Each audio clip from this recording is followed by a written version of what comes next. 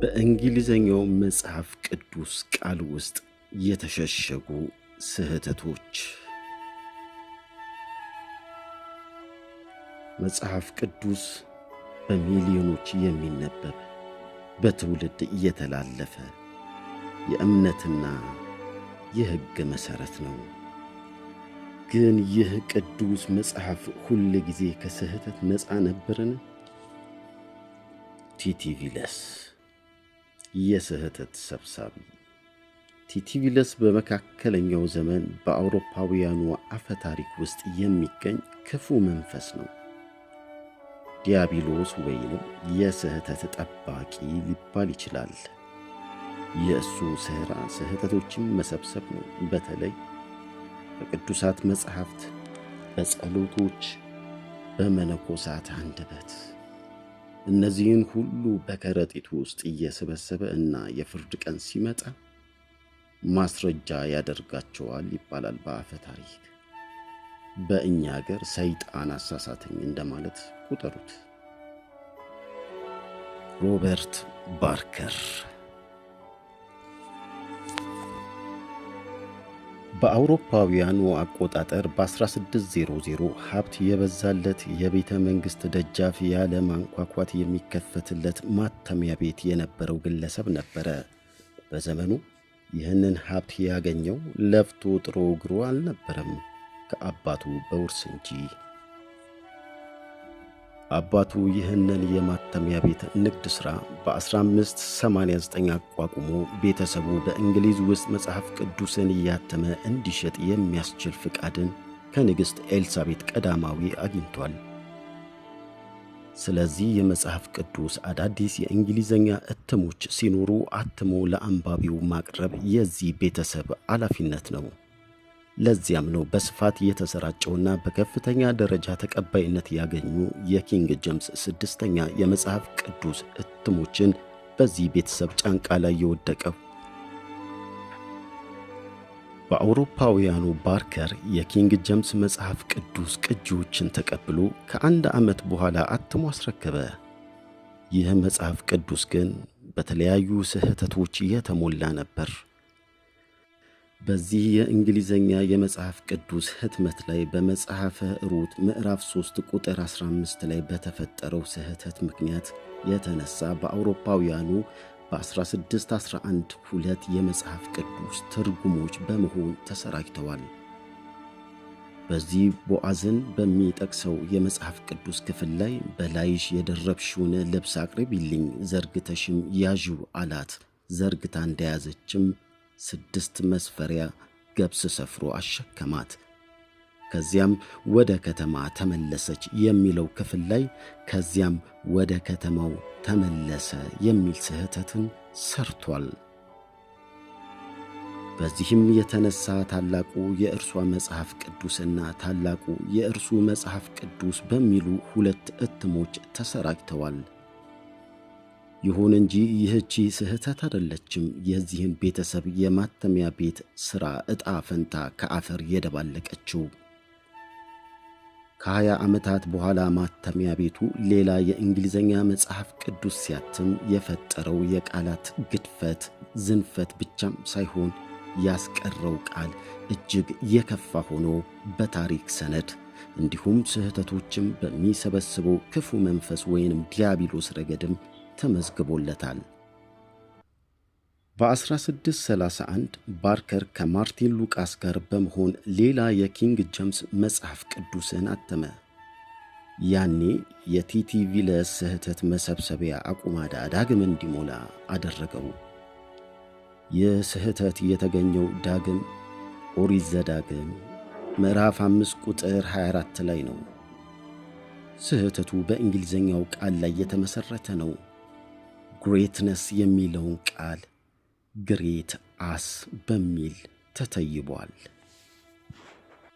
የማተሚያ ቤቱ ባለ ንብረቶች በዘመኑ እጅጉን ዕድለኛ ነበሩ ማለት ይቻላል።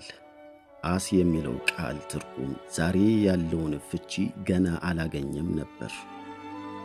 ያ ባይሆን ኖሮ እግዚአብሔር ታላቅነቱንና መቀመጫውን አሳየ በማለት ይደርስባቸው የነበረውን መገመት ቀላል ነው።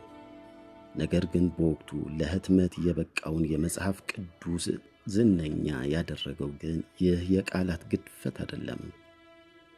በኦሪት ዘጸአት ምዕራፍ 20 ቁጥር 14 ላይ ከሰፈሩት 10ቱ ትእዛዛት መካከል የአንዲት ቃል ግድፈት ተገኝታለች።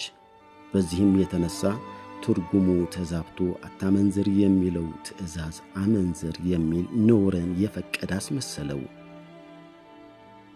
በሺዎች የሚቆጠር የመጽሐፍ ቅዱሱ ህትመት ከተሰራጨ ከዓመታት በኋላ ስህተቱ ታየ።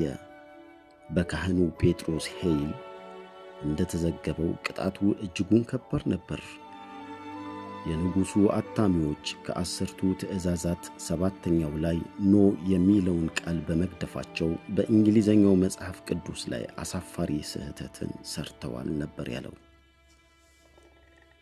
በወቅቱ የተፈጠረውን ስህተት በለንደኑ ጳጳስ በኩል ለንጉሡ የተነገረ ሲሆን አታሚዎቹ ንጉሡ ፊት እንዲቀርቡ ተደርገዋል።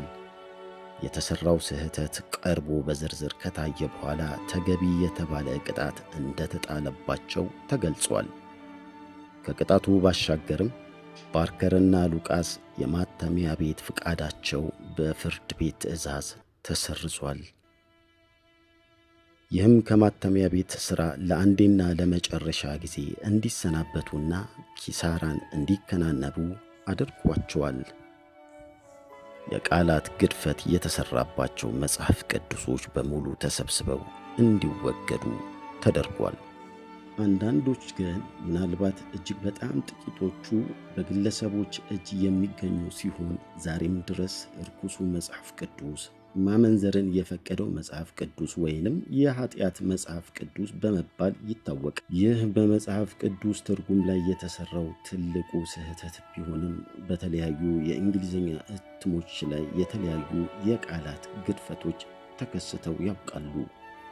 ሌላው በህትመት ወቅት የተፈጠረ የፊደል ግድፈት የታየው በ1562 በታተመው የጄኔቫ መጽሐፍ ቅዱስ ህትመት ላይ ነው። በዚህ መጽሐፍ ቅዱስ ህትመት ላይ ፒስ ሜከርስ የሚለውን ቃል ፕሌስ ሜከርስ ተብሎ የተጻፈ ሲሆን በሉቃስ ወንጌል ምዕራፍ 21 ቁጥር 3 ላይ ጋድ ኮንደምስ ዘ ፑር ዊንዶ ወይንም አደነቃት የሚለውን ቃል ጋድ ኮንደምስ ዘ ፑር ዊንዶ አወገዛት በሚል ታትሟል። ይህ ስህተት የተፈጠረው ኮንደምስን እና ኮመንደንስን የሚሉ ቃላት ላይ በተፈጠረ የትየባ ስህተት የተነሳ ነው። የክፍሉ ሙሉ ቃል በአዲሱ መደበኛ ትርጉም ላይ እንዲህ ይነበባል። እውነት እላችኋለሁ ይህች ድሃ እመበለት ከሁሉም የበለጠ ጨመረች። እነዚህ ሰዎች የሰጡት ከትርፋቸው ላይ ሲሆን እርሷ ግን የሰጠችው ከጉድለቷ ያላትን መተዳደሪያዋን በሙሉ ነው። ነገር ግን የቃል ስህተቶች እዚህ ላይም አልቆሙም። በ1653 ዓመተ ምህረት ኖ የሚል ቃል ተገድፎ ሌላ ውዥንብር ተከስቶ ነበር። አንደኛ ቆሮንጦስ ምዕራፍ 6 ቁጥር 9 ላይ ቅዱስ ጳውሎስ ያስጠነቀቀው አመፀኞች መንግሥተ እግዚአብሔርን ወይንም ሰማያትን እንደማይወርሱ አታውቁምን የሚለውን ቃል ላይ ኖ ተሰርዛ እንደሚወርሱ ተብሎ ተቀይሮ ታትሟል። በ1763 ዓመተ ምህረት ዳግም ኖ እንደገና ተገደፈች። በመዝሙረ ዳዊት ምዕራፍ 14 ከቁጥር 1 ላይ ሞኝ በልቡ እግዚአብሔር የለም ይላል የሚለውን እግዚአብሔር አለ ይላል ተብሎ ታትሟል። ሌላኛው ስህተት ደግሞ የተፈጠረው በሉቃስ ምዕራፍ 23 ቁጥር 32 ላይ ከእርሱ ጋር እንዲገደሉ ሌሎች 2 ወንጀለኞችን ወሰዷቸው የሚለውን የመጽሐፍ ቅዱስን ክፍል ሌሎች 2 ወንጀለኞችም አብረውት ነበሩ ተብሎ ታትሟል።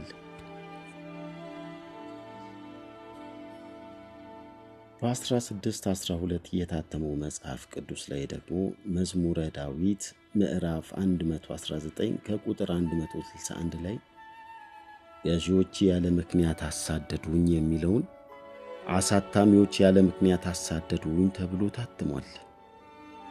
ፕሪንሰስ የሚለውን ቃል በፕሪንተርስ ተሳክሯል ማለት ነው።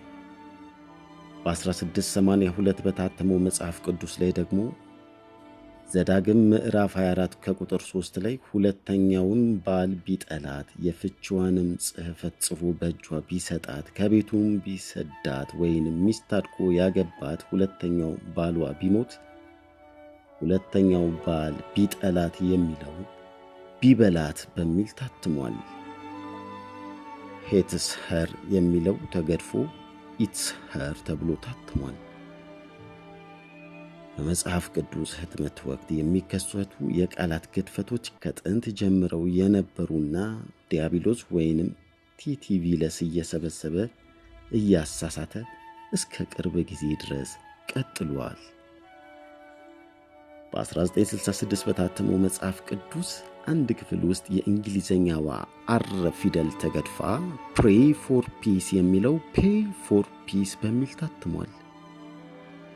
በዚህ የመጽሐፍ ቅዱስ ህትመት ላይ ኖ ዳግምም ተገድፋለች። በ1970 ደግሞ ዮሐንስ ወንጌል ምዕራፍ 1 ቁጥር 5 ላይ ከእርሱ የሰማነው ለእናንተም የምንነግራችሁ መልእክት እግዚአብሔርን ብርሃን ነው፣ ጨለማም እርሱ ዘንድ ከቶ የለም የሚለው ክፍል ጨለማም በእርሱ ዘንድ ከቶ አለ በሚል ታትሟል። እነዚህ ብቻ ሳይሆኑ በ1989 በነበረው የመጽሐፍ ቅዱስ ህትመት ላይም የታዩ የፊደልና የቃል ግድፈቶች አሉ። መልካሙ ግን የመጽሐፍ ቅዱስ መልእክት ጠንካራ ነው። ታሪኮቹ የተለመዱ ናቸው። ስህተቶቹ ይታወቃሉ፣ ይተረማሉ።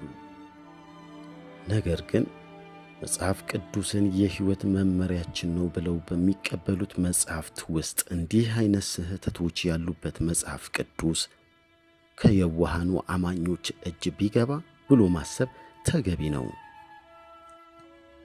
አንድ የአገራችን ታዋቂ ደራሲ የእምነት ምንነትን ሲገልጽ ድቅድቅ ባለ ጨለማ ውስጥ ዓይንን ቢወጉ በማይታይበት ነገር ግን ጥልቀቱና ርዝመቱን በማይታወቅ ገደል ትክክለኛ እምነት ካለ ትሻገረዋለህ ተብሎ ተነግሮ ለመሻገር እንደሚሄድ ነው ያለው ለዚህ ነው ማለት ይቻላል። እስከዚያው ድረስ ግን አታሚዎችን ከቲቲቪ ለስ ይጠብቃቸው ከማለት ውጪ ምን ማለት እንችላለን? ቸርን ሰንብት።